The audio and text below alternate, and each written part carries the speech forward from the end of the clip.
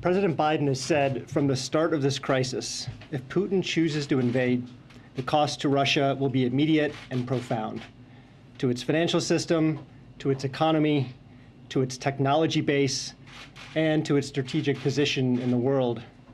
As the world has now witnessed, Putin has made his choice. He rejected diplomacy and chose war. And today, the president has announced our response. Because of Putin's choices, his flagrant violation of international law, and his utter disregard for the principles that underpin peace and security across the world, we will now ensure his decision is remembered as a strategic failure. Today, we impose an unprecedented package of financial sanctions and export restrictions in lockstep with our allies and partners that will isolate Russia from the global financial system, shut down its access to cutting-edge technology, and undercut Putin's strategic ambitions to diversify and modernize his economy. Let me walk you through a few specifics, and I'll be happy to take questions. On financial sanctions, I stood at this podium on Tuesday and said we would impose the most severe sanctions ever levied on Russia if Putin proceeded with the invasion. Today, we're following through. We will impose sanctions on Russia's two largest financial institutions, Sberbank and VTB, which together hold more than half of the Russian banking system's assets, over $750 billion in total. For VTB, we will freeze all of its assets touching the U.S. financial system and prohibit U.S. persons from doing any business with the bank. For Sberbank, we will sever its access to the U.S. financial system. We'll also freeze the assets of and prohibit any business dealings with 3 additional Russian banks with combined assets of over $70 billion. We'll also restrict U.S. investors from providing debt or equity financing for 13 of the most critical Russian state-owned enterprises, which combined have estimated assets nearing $1.5 trillion. And finally, we'll also impose sanctions on the executives at these state-owned institutions, as well as additional Russian elites who are complicit in Putin's kleptocracy, and their family members. Those who've shared in the Kremlin's corrupt gains and stored their wealth in yachts and luxury condos and fancy cars will now share in the pain of these measures. In terms of the financial impact, as I said, these are the most impactful and significant sanctions the U.S. has ever taken. But financial sanctions are just one part of our response. We're also unveiling today an expansive and unprecedented set of export restrictions developed in historically close coordination with the European Union, Australia, Japan, Canada, New Zealand, the United Kingdom, and Taiwan.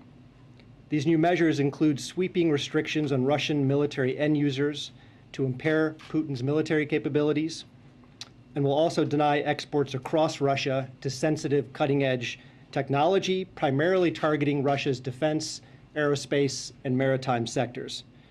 In total, the United States and our partners will effectively be cutting off more than half of all high-tech imports going into Russia. This includes curbing Russia's access to advanced semiconductors and other foundational technologies that Russia needs to diversify and modernize its economy. Working in tandem, these financial sanctions and the export controls will undercut Putin's aspirations to project power on the world stage. And those impacts intensified dramatically just today. The Russian stock market plunged over 30% at one point before being halted by local regulators.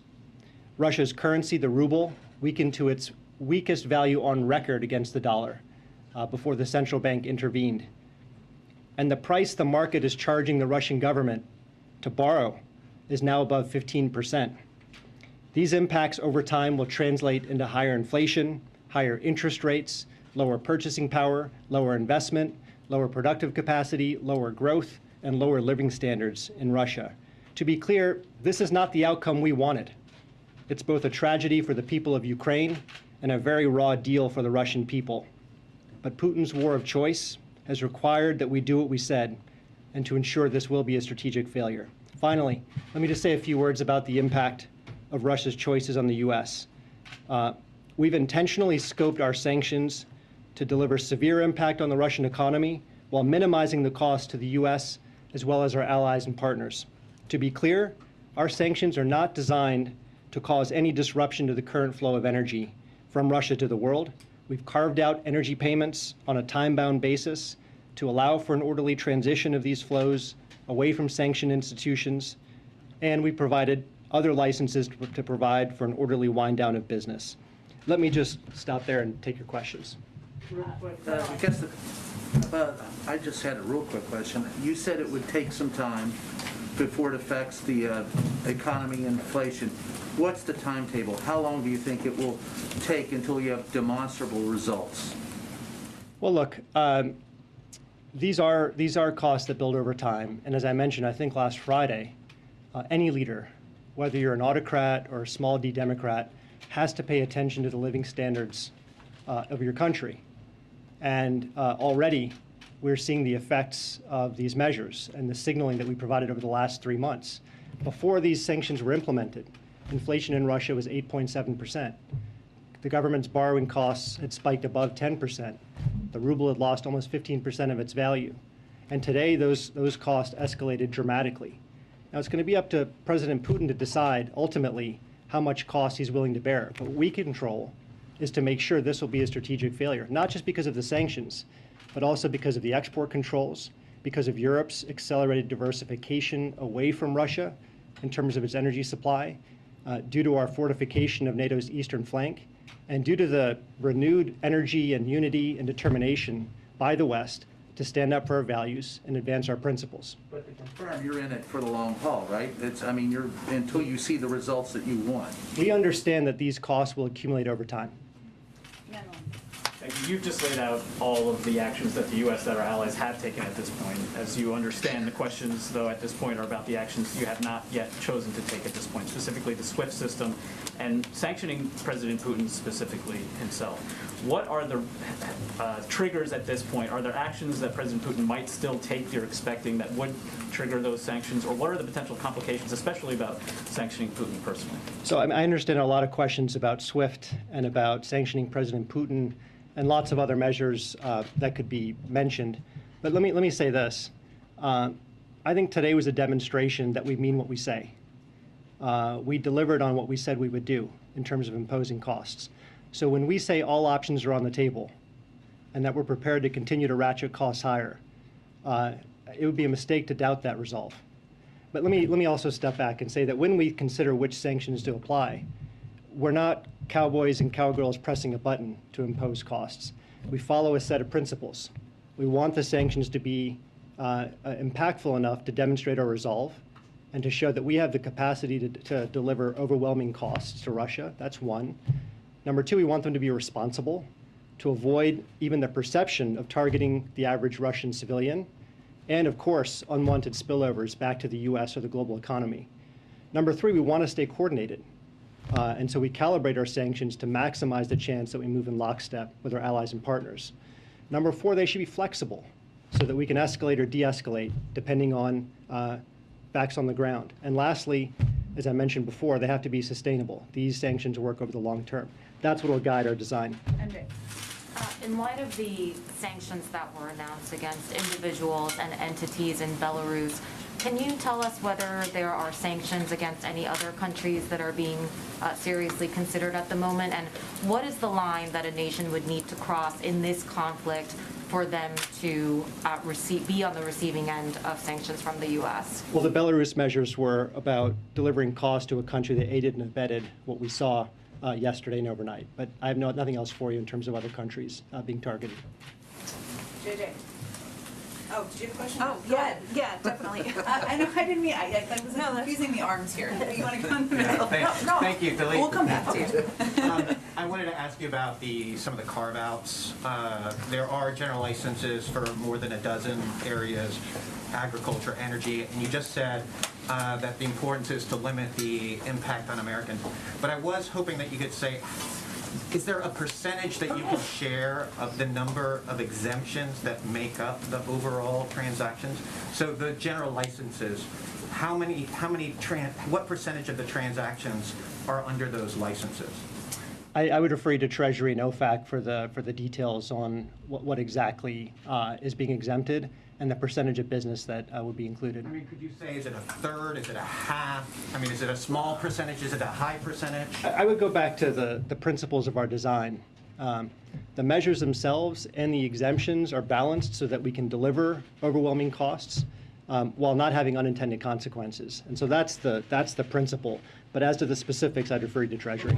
Wouldn't the oil be a large percentage? I mean, considering how important it is to Russia's bottom line?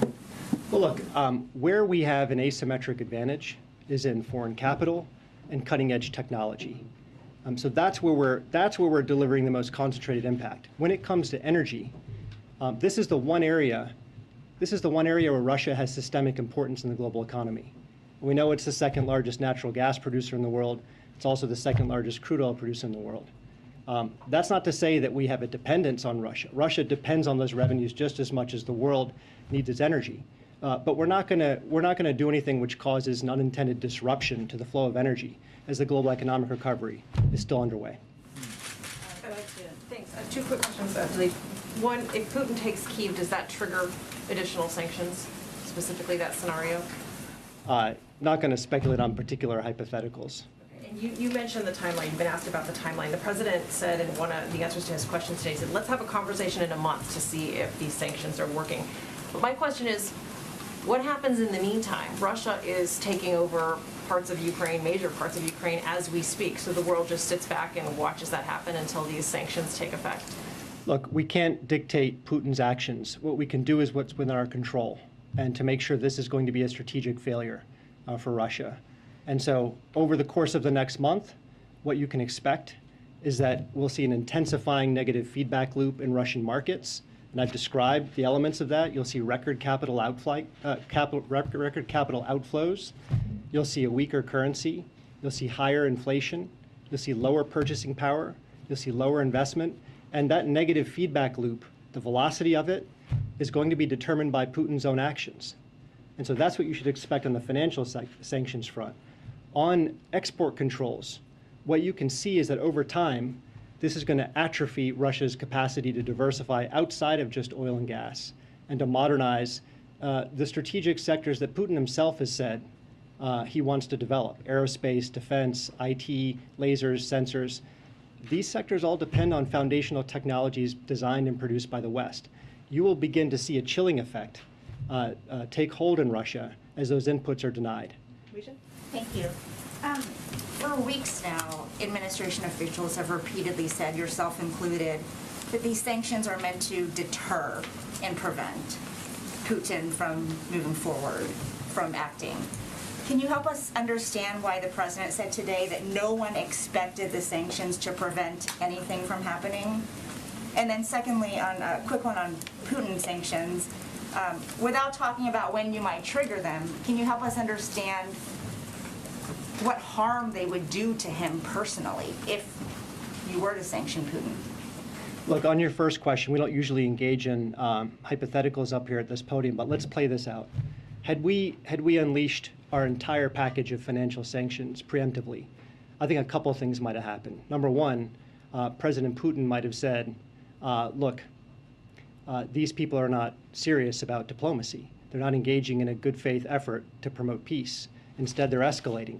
And that could provide a justification for him to escalate and invade. Secondly, he could look at it as a sunk cost. In other words, President Putin could think, I've already paid the price. Why don't I actually take what I paid for, which is Ukraine's freedom? So that's what we wanted to avoid. Look, ultimately, the goal of our sanctions is to make this a strategic failure for Russia. And let's define a little bit of what that means. Strategic success in the 21st century is not about a physical land grab of territory. That's what Putin has done. In this century, strategic power is increasingly measured and exercised by economic strength, by technological sophistication, and your story, who you are, what your values are. Can you attract ideas and talent and goodwill? And on each of those measures, this will be a failure for Russia. I keep asking you these same questions. I don't think She's not done yet. Let me just finish. Go ahead. On President Putin. But is it fair to say no one expected the sanctions to prevent anything? You certainly expected that, right? Look, we signaled as clearly as we could what was coming if Russia proceeded with an invasion. You know, as I mentioned before, economic costs of this severity generally matter to any leader because of the effect it has on his people's living standards. In this case, Putin made the wrong choice. It's the same. How can I keep asking you the same JJ's question? asking a question. How can you Go ahead, ensure Jared. that these One more on sanctions SWIFT, please. don't really affect The ordinary UK people has been in Russia? pressuring allies to still reject Russia from the SWIFT system. Can you say if the U.S. is still intensely working to pressure allies to do the same? How intensely are you guys pursuing I can't that? comment on what the UK's position is. I'm not going to speak to that. But what I'll say is the sanctions measures we imposed today, I think without question, were the most consequential ever levied on Russia, and arguably the most consequential ever levied in history, if you look at the aggregate financial impact on Russia. So that's why we took the measures that we did. And we did so because we could move in lockstep with our allies and partners, and because we think the spillover effects will be manageable. I'm trying to figure out if this is still a realistic live round. Is the U.S. really still making an intense effort for this, or is it essentially? This being SWIFT? Well, look, again, I'm just going to repeat, all options are on the table, and we're prepared to ratchet costs higher at a time and place of our choosing. And, you know, President Putin should take that seriously after what he saw today. Michael? It's the same. How do you ensure that these Simon, sanctions don't Simon, really affect ordinary people let in Michael Russia? ask his question. I keep Go ahead, asking the Michael. same question. Just two questions. First, if you were to sanction Vladimir Putin, do you know where his money is? Not going to comment on that. And secondly, if what is the message to Russia at this point on what it would take to roll back and relieve some of the sanctions that you put in place today? Look, the road to diplomacy is always open. Diplomacy is never dead. But in the current circumstance, in the immediate aftermath of an invasion, that option is not available. Right now, we're imposing severe consequences on Russia for its decisions. If there were to be a shift in Russia's strategic choices that upheld core principles of respecting your neighbor's borders, respecting your neighbor's sovereignty, allowing countries to have the freedom to set their own course and their own destiny, that would be a different situation, but that's not where we are. Tyler? You suggested that there's things that still remain on the table, but as you walk through the hypothetical scenarios of trying to keep diplomacy open, you said that they have now crossed the line. But if you're saying there's still more on the table, do you expect things to get worse in the coming days, that Russia will continue to move forward? Is that the intelligence? I know you guys have been quite transparent about the intelligence you have. Are you keeping things back because you think the situation is going to get worse? I think we've been transparent to a remarkable degree. One aspect of that transparency is by saying we can't get into President Putin's head. And so your question requires me to speculate on how he's thinking about next steps, and I simply can't do that. But just in terms of U.S. intelligence and the way that you are planning out the different sanctions you have and keeping things on the table, is that a sense that it will get worse because you want to hold things back?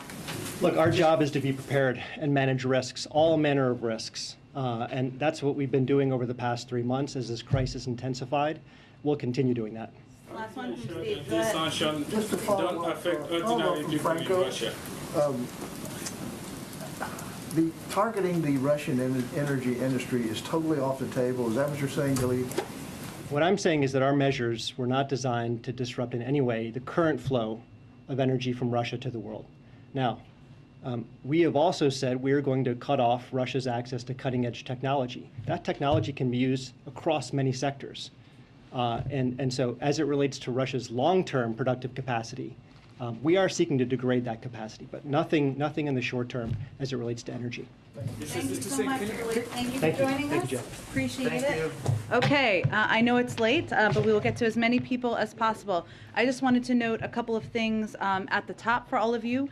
One, USAID put out an announcement that they've deployed a DART, or Disaster Assistance Response Team, to respond to humanitarian needs in Ukraine.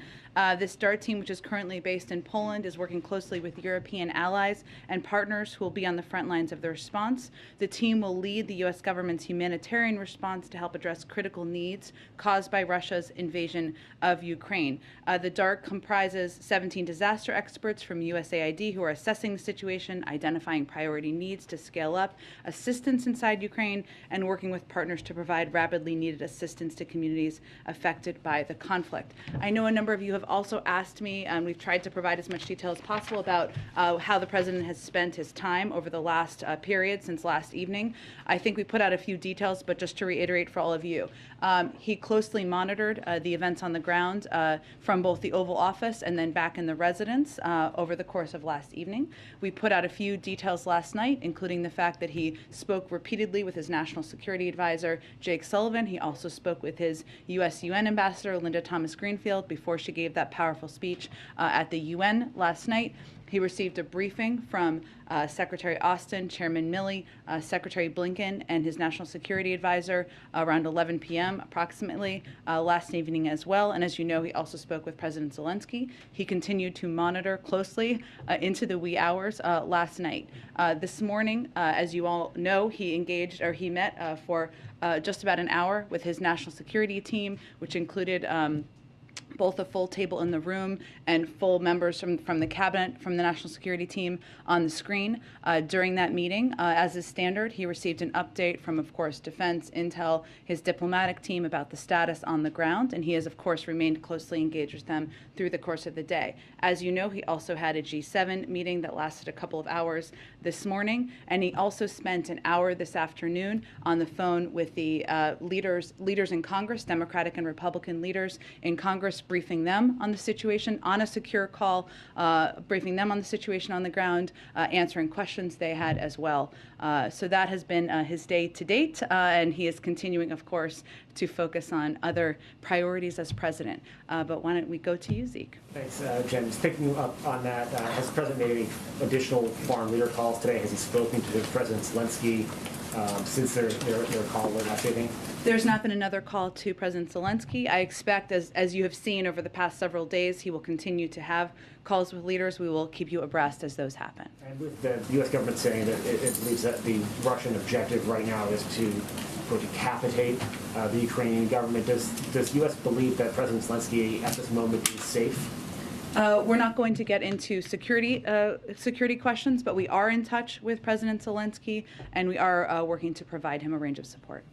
And President Zelensky, in addition to calling for the West to cut Russia off from SWIFT, also proposed or called for, demanded, I think was the word he used in a tweet, that the U.S. and its allies impose a no-fly zone over Ukraine. I know the president has said that he won't put U.S. boots on the ground in Ukraine to fight Russia. Is Ukrainian airspace in play? Is that something that is subject to any discussions? We've certainly seen his tweet or his request via tweet, but I don't have an update on that request. That's not off the table. No fly zone's not off the table. Again, I don't have any update on this point in time or status of the discussions. Go ahead. Thanks. Just a follow-up on troops fast and a few cyber questions. Sure. Do you expect NATO to call up a major response force, and how many U.S. troops could be called to help in that effort? That's really up to NATO. As you know, we have a number of troops, thousands of troops that are on call, but that is a decision to be made by the NATO alliance. And the president said, if Putin pursues cyber attacks against our companies, our critical infrastructure, we are prepared to respond. So just clarifying, does that first mean that there has not been any evidence of any cyber attack from Russia against any American companies at this point? Not that we have identified or attributed at this point in time. And can you explain? I mean, aside from past ones that you're fully tracking. Yeah, I guess I mean in the last 24 hours. I understand. And can you explain more of the White House's thinking on kind of this debate in Washington about whether a cyber attack against a NATO ally would trigger an Article 5 response, a response from the alliance? Well, that, again, is up to the NATO alliance to determine, but obviously a cyber attack does constitute an attack, so that would certainly be a point of discussion among the NATO members. Okay, one more really fast. On the USAID disaster response you just mentioned, a 17-person team, Is that enough? I mean, we're talking about, we've heard you guys talk about the potential of hundreds of thousands of You're refugees. absolutely right, and I think that's an important point. But what we're trying to do here is provide any incremental update on the status of what our work is. And I'll just note, and you may be fully aware of this, but in terms of humanitarian assistance, we have been the biggest provider of humanitarian assistance to Ukraine. We've provided over $52 million in humanitarian assistance to Ukraine in the past year. Over the past few weeks, we've committed additional funding and supplies to humanitarian organizations. There's been a specific need and therefore a focus on support services, food, clean water, hygiene, shelter, trauma, primary health care, and we're prepared to certainly provide a significant amount more. So this is just one step, obviously less than 24 hours after the events of last night, and we will continue to plus up from here. Go ahead. Jen, there are a number of protests within Russia itself. Are you monitoring this? What's your message to them? Well, there certainly are, and I know with everything going on, this may not have caught everybody's attention, but let me just note that, today we're seeing Russian people in the streets, open letters from leading Russian journalists and cultural figures denouncing President Putin's war of choice, and reports of Russian mothers concerned about the reckless deployment of their sons to this fratricidal war. I think it's important to remember back in 2014 when they didn't even acknowledge that they were sending Russian soldiers. They didn't even acknowledge when there were body bags coming back from Ukraine into Russia. And there is an outcry in the streets by Russian people, by more Russian people than I think many would expect. So despite Putin's crackdown at home, dissenting views remain. And I think that's important to note. To publicly protest against President Putin and his war is a deeply courageous act. Their actions show the world that despite the Kremlin's propaganda, there are Russian people who profoundly disagree with what he is doing in Ukraine. One more. Speaker Pelosi's talking about sending $600 million in lethal aid to Ukraine. Is this something you support? We are in conversations with Congress, and I mentioned the president spoke with leaders just earlier this afternoon. I don't have an exact number, but those are ongoing conversations about what needs the Ukrainians have on the ground in a variety of categories: security, humanitarian, other economic assistance. Go ahead. Does the U.S. have any analysis to indicate that there is dissent or division within Putin's government, or is it your understanding that Putin's government is united in this war? It's an interesting question, and Jamie, without getting into intelligence, which obviously we look at, I mentioned obviously Russians protesting in the streets. That's not exactly what you asked about, but if you watched the meeting the President Putin had with members of his national security team the other day, it was quite striking, the back and forth he had with his intel chief in that meeting.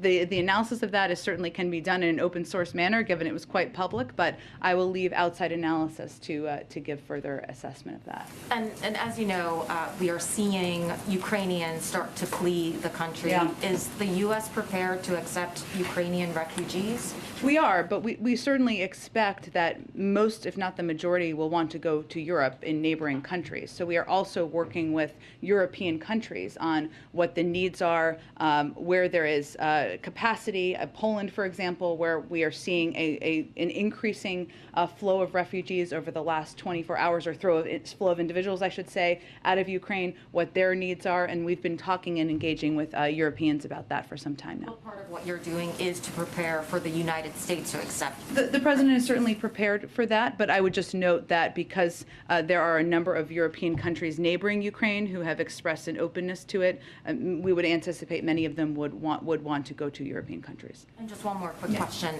The president, of course, has repeatedly said that American troops will not enter Ukraine. Yeah. Is there any scenario that has been discussed where that decision might be reconsidered? The president has no intention of sending U.S. troops to fight in Ukraine. That has not changed. Go ahead. This was asked of the president earlier, but I don't think we got a full answer. Yesterday, Vladimir Putin said that he warned if others got involved of such consequences that you have never encountered in your history. Does the U.S. understand that as a threat of using nuclear weapons? Well, we can't obviously get into the mind of President Putin as much as he said that, nor do we know all the specific details about his strategic posture, but we don't see any increased threat in that regard at this point in time. Go ahead. Just follow up on some of the cyber questions. Sure. I know that you and others have talked about how the government is on alert for the potential of a cyber attack. But can you share, like, are there any specific steps that are being taken that you can share that the U.S. is doing to protect the infrastructure, power grid, U.S. banks? Well, I would say, one, there's been efforts that have been ongoing for some time, since the beginning of the administration, to harden the private sector, or work with the private sector in partnership to harden their cybersecurity protections. We've actually seen a great deal of progress made in the financial sector. It's one of the stronger sectors in terms of protections from a cyber front that we see out there. So it's been ongoing for several months. Obviously, when there are moments like this where we continue to watch and look for what the potential is, we continue to engage closely with a range of industries about what they need to do, about the potential threats, and that's something that happens obviously privately and through a range of agencies. I can see if there's anything more specific that we can read out to all of you. Just real quick, one follow-up. President Biden said that the U.S. is prepared if an attack comes there. He said prepared to respond. Would that response be a cyber attack? A cyber attack, yes. Would that be an equivalent cyber attack against Russia? Well, I would say that the president reserves the option to respond in any manner of his choosing, overt or covert, seen or unseen, as we like to say in more available English. But I'm not going to get into specifics of what that looks like. He has a range of options. Go ahead. Thanks. On oil prices and the SPR, does the administration have an oil price in mind that would trigger another release from the SPR? I think not that we're going to get into detail or from here, JJ. I understand certainly the question. What you heard the president talk about today, and I can just reiterate a little bit, is that what has been ongoing, both from the president, who's been very engaged in this, having conversations with leaders in the Middle East and other parts of the world, as well as many members of his national security team, taking whatever steps we can to mitigate the impact on the global oil markets. And obviously that means increasing supply. Obviously a coordinated release from the Strategic Petroleum Reserve would be part of that. But in terms of what that looks like or the specifics, I'm just not in a position to get into more details at this point. Thanks. If the worst happens and Russia either reduces the flow of natural gas or cuts off energy altogether to Europe, does the administration have a good idea for how long households in Europe could last under that kind of circumstance? I don't have an assessment of that from here. I can certainly check with our economic team. One thing I will say that one of the steps we've been taking, obviously natural gas shortages and supply is an enormous regional issue, one that would hugely impact Europe more than here, of course. One of the steps we've been focused on and been taking is engaging with partners who may have excess LNG supply, like countries in Europe, Japan, for example, where we were planning to give them some, and now they're going to divert it to Europe. So we've been working to help mitigate any impact of a further invasion and a shortage in Europe. Go ahead. Some of the activity that we've seen today in Ukraine, some of the clashes have been in and around Chernobyl. Does the United States have an assessment of the risk of a radioactive release? So I do have one actual update on that as well. There was also a report out, so let me speak to this first, just so I don't forget, about hostages around there as well. So let me speak to that first. We are outraged by credible reports that Russian soldiers are currently holding the staff of the Chernobyl facilities hostage. This unlawful and dangerous hostage-taking, which could upend the routine civil service efforts required to maintain and protect the nuclear waste facilities, is obviously incredibly alarming and greatly concerning. We condemn it and we request their release. In terms of a further assessment, I don't have anything more on that from here. You gave a readout of how the president spent the past 24 hours or so. First, I wanted to ask about his call with President Zelensky. Did he indicate if he was still in Kyiv? Did he identify his location at this point? We are aware of where he is located, and we are in touch with him. I would say on that call, what they discussed is President Zelensky's request for the president to condemn the actions of President Putin and the Russians and to engage with other global leaders about it, and that's exactly what he's done. We've seen a number of statements today from former presidents, President Obama, President Bush, and also saw former President Trump on television talking about this. Has the president, you mentioned during the Afghanistan drone down, he had been in contact with his predecessors. Has he been in touch with any of his predecessors during this? He has not been today. And then in terms of another domestic priority that was potentially included in his meetings today. Given the situation, his time and focus and attention on the Supreme Court, on Ukraine, will this affect the timing of his Supreme Court announcement? We are still on track to make an announcement before the end of the month. We have to do a lot of things around here at the same time. Go ahead.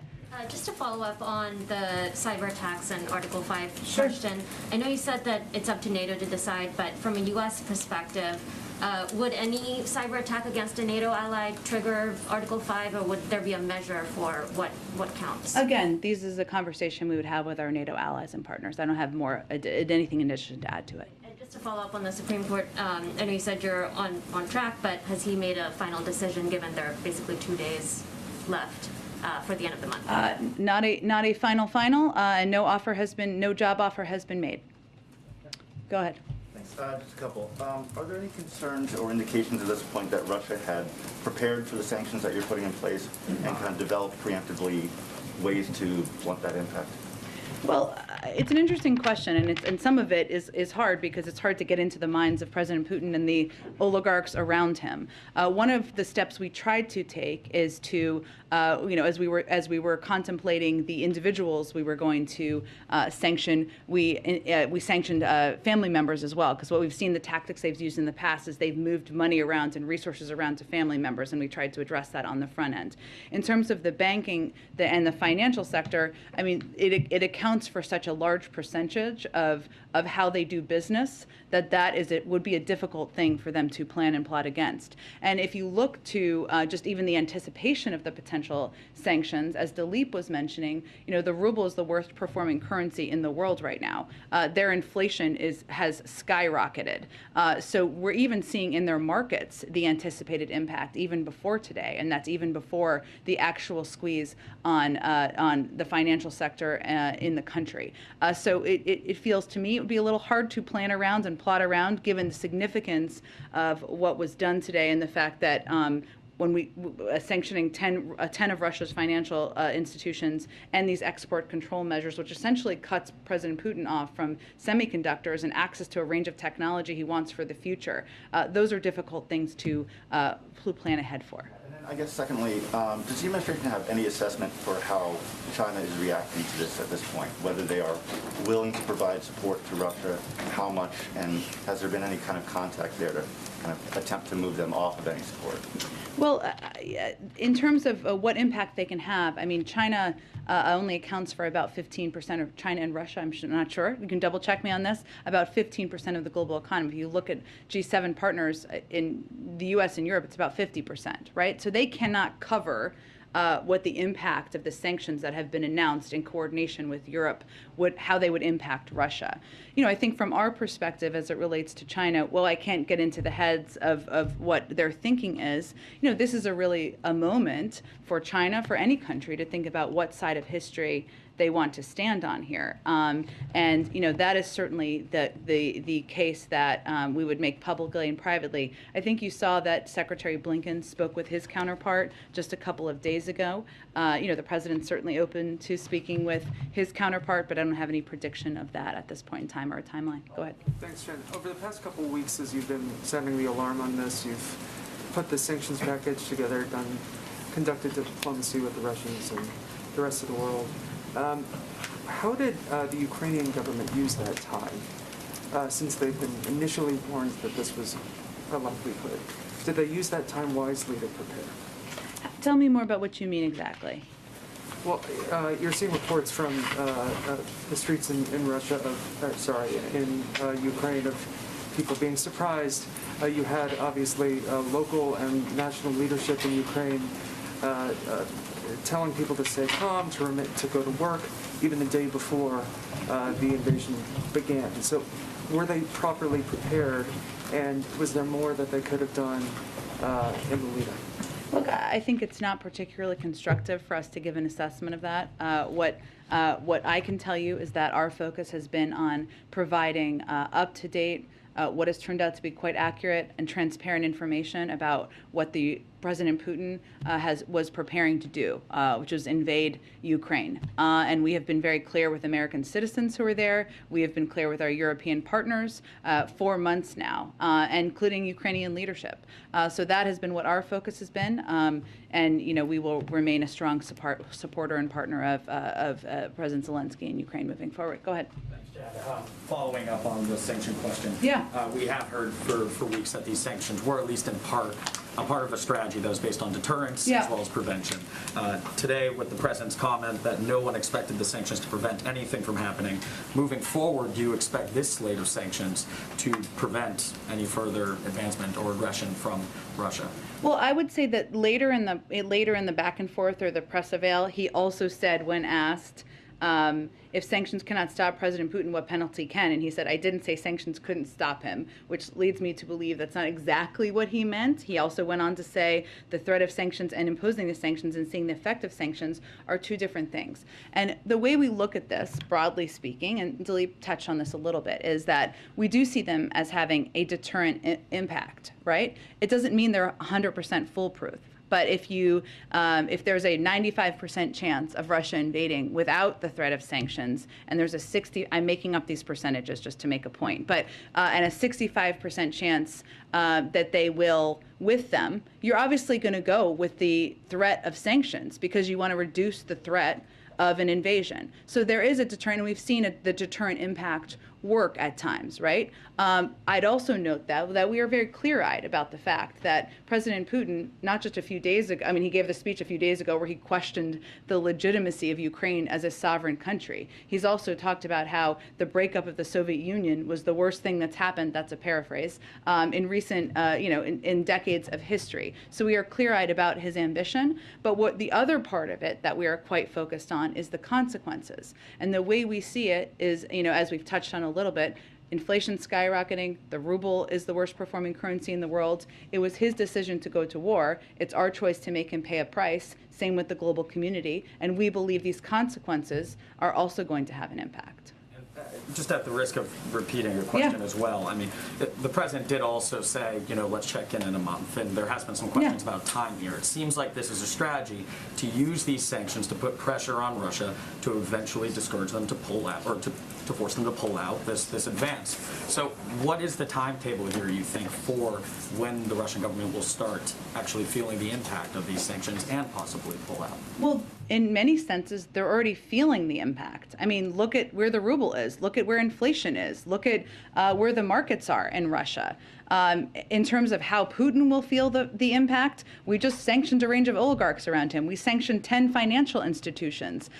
These are all significant, enormous steps that are going to have an impact on him. But in terms of the moment by moment, I can't give you an assessment of that. Just off topic, there's been a lot of questions about refugees in the region. For Ukrainians that are in the country, is the U.S., especially after yesterday, considering TPS or any sort of protection? Sure. As you know, that's a decision that would be made through an interagency process led by the Department of Homeland Security, and I don't have any prediction of that. I mean, I don't have any kind of prediction of that at this point in time. Obviously, these events are just unfolding as we speak. That process hasn't started, that conversation? I'm not going to give you any specifics on an internal process, but I would just say, again, it's an interagency process, and right now we're, of course, in the middle of an invasion and a war in Ukraine. Go ahead. Thanks, Jen. Earlier you had said you have to do a lot of things at the same time. One of those things, of course, is the State of the Union next week.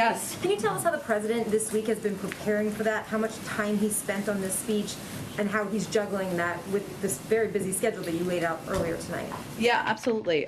So in addition to obviously being very closely engaged and leading the effort on the U.S. response to the Russian military invasion of Ukraine, the president has been working with speechwriters, working with members of his policy team to finalize details of his State of the Union, starting to do some read-throughs, not too many yet. I expect those will increase in the days ahead. I expect we won't have too much of a preview for you, maybe tomorrow, but maybe more likely this weekend. He's also been engaging with his COVID team, talking about where we are in the state of the pandemic, what's next in the pandemic.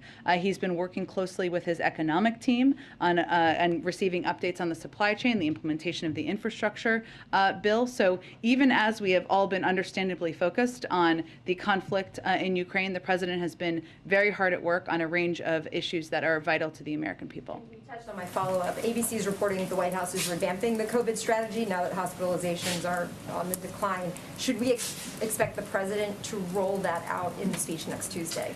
I don't have any preview for you on timeline or format, but the president has been working and engaged with his COVID team for some time now, and we're making strong progress on moving toward a time when COVID is no longer a crisis. The COVID team has been spending a lot of time and energy, including with the president, working with experts inside and outside government, local public health officials and governors, and this work is broader than one piece of guidance. How we look at it is we're preparing to stay ahead of the virus, protecting our most vulnerable, keeping our country open, and that is going to look at everything from the CDC is obviously reviewing mask guidance, but also how we're going to ensure that vaccines, boosters, tests, treatments, and other important components of our medicine cabinet are available to the American people. Go ahead. Thanks, Jen. I had a couple of questions. Sure, and then I'll go to you next. Go ahead. Thanks. I had a couple of questions. First, a follow-up about some of the humanitarian needs you've been talking about. Sure. You've talked about how much money and supplies are going to be going, but how are you going to ensure that those supplies get to the Ukraine? Yeah. Is there going to be some sort of airdrop? And would the president consider putting U.S. boots on the ground for humanitarian needs to make sure they get to the people that need them? Well, we do have, fortunately or unfortunately, a fair amount of experience on providing humanitarian assistance in conflict zones, and we typically work, and USAID specifically has a great deal of experience with that, working with trusted third-party entities, obviously the government, which remains in power. So there's a range of ways that we would provide assistance. In terms of other mechanisms, I don't have anything to predict for you at this point in time. And then another question for you, and this has been happening while you've been up at the podium. Okay. So I'm not trying to ambush you, but Sure. I wanted to give you a chance to respond. Senator Ted Cruz is speaking at CPAC, and you came up. He called you "quote unquote" peppermint patty and has encouraged people to boo you. So I wanted to. Don't tell him I like peppermint patty. So I'm not going to take it too offensively. Senator Cruz, I like peppermint patty. I'm a little tougher than that, but there you go. Go ahead. Hi, yeah, so back to the president's comments earlier today. So he did say to give it a month to see if these sanctions work. Yeah. However, under Russia's current assault, Ukraine clearly might not have a month or even weeks. So is it fair to say that he is conceding Ukraine to Putin?